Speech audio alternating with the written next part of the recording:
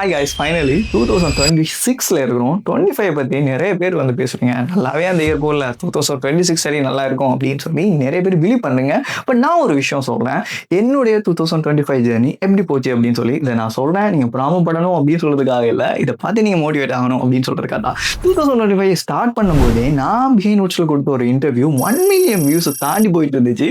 So அதனுடைய ஹோப்பை வச்சு personal branding பண்ணலாம் அப்படின்னு சொல்லி 2025ல தான் ஸ்டார்ட் பண்ணேன். வித்தின் 1 இயர்ல டிக்டாக்ல மட்டுமே 56,000 ஃபாலோவர்ஸுக்கு மேலே கெயின் பண்ணியிருந்தேன். அண்ட் ஃபேஸ்புக்கில் 22,000 ஃபாலோவர்ஸுக்கு மேலே அக்ராஸ் சோஷியல் மீடியா எல்லாத்தையும் கவுண்ட் பண்ணோம்னா 100K ஃபாலோவர்ஸ் மட்டும் ஒரு வருஷத்துக்குள்ள கெயின் பண்ணியிருக்கோம். இதுவே ரொம்ப பெரிய விஷயம்.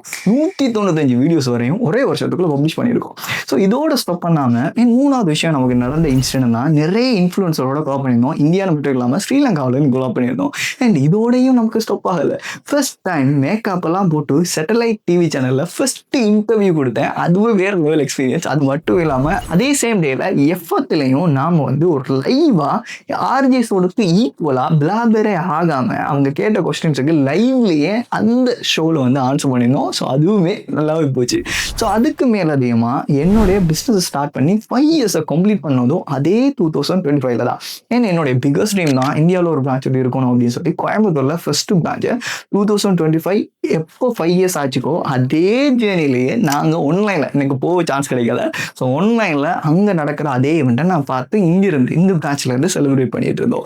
ஸோ அதுவுமே ரெண்டும் ஒரே டைம்லேயே நடந்துச்சு. 5 இயர்ஸ் காம்படிஷனும் நடந்துச்சு.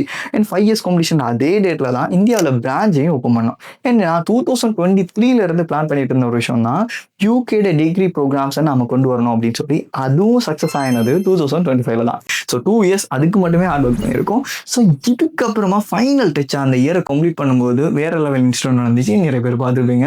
என்னோட 25வது வயசுல 2025 முடிவதுக்கு இடையிலேயே என்னுடைய முதலாவது காரை நான் பிராண்ட் நியூவாகவே பர்ச்சேஸ் பண்ணியிருந்தேன். ஸோ இப்படித்தான் இந்த 2025ல மைல் ஸ்டோன் அப்படின்னு சொல்லி குமிஞ்சு கிடச்சிக்கு. இப்போ நீங்கள் எல்லாரும் எதிர்பார்க்கலாம் சக்ஸஸ் மட்டும்தானா உங்களுக்கு 2025ல ஃபெயிலியரே இல்லையா அப்படின்னு சொல்லி. ஃபெயிலியரை கவுண்ட் பண்ண போனோம்னா நான் சொன்னதுக்கு மேலதிகமாக ரொம்ப அதிகமான ஃபெயிலியர்ஸை நான் பார்த்துருக்கேன். ஸோ அது எல்லா லெசன்ஸ் தான் அப்படின்னு சொல்லி கடந்து போகிறது தான் வாழ்க்கை. ஸோ இதை நான் உங்கள்ட்ட ஷேர் பண்ணுறதுக்கு ரீசன், நீங்களும் இயர்ஸ் மாறுறது மூலமாக உங்களோட லைஃப் மாற போகிறது கிடையாது. நீங்கள் எடுக்கக்கூடிய எக்ஸ்டென்ஸ் மூலமாக மட்டும்தான் உங்களோட லைஃப் மாற போகுது. ஸோ என்னாலேயே ஒரு வருஷத்துக்குள்ள இவ்வளோ விஷயங்களை பண்ண முடியும் அப்படின்னா உங்களால் ஏன் பண்ண முடியாது? ஸோ டெஃபினட்டாக பண்ண முடியும். So all the best.